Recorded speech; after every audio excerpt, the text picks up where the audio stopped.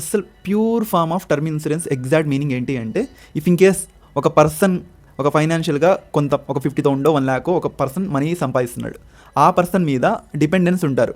If in case వాళ్ళ పెళ్ళాం పిల్లలు అవ్వచ్చు, లేకపోతే వాళ్ళ పేరెంట్స్ అవ్వచ్చు, ఇంకెవరైనా అయి ఉండొచ్చు, వాళ్ళ ఫ్యామిలీ మెంబర్స్. అలా డిపెండెన్స్ ఉన్న పర్సన్కి మాత్రం టర్మ్ ఇన్సూరెన్స్ అనేది 100% రిక్వైర్డ్. ఇఫ్ ఇన్ కేస్ తను ఒక 1 lakh సంపాదిస్తున్నప్పుడు తన డిపెండెన్స్కి వాళ్ళ ఖర్చులు కూడా ఆ లెవెల్లోనే ఉంటాయి. ఇఫ్ ఇన్ కేస్ ఆ పర్సన్ చనిపోతే what will happen?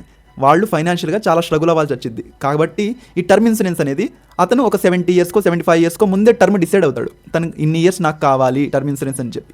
In the same way తను యాజ్ పర్ కస్టమైజ్డ్ అనమాట, అంటే తన రిక్వైర్మెంట్ బట్టి తను మాడిఫై చేసుకోవచ్చు.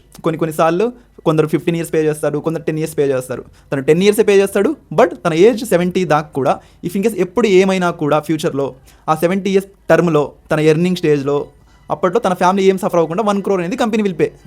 అది exact meaning of term insurance.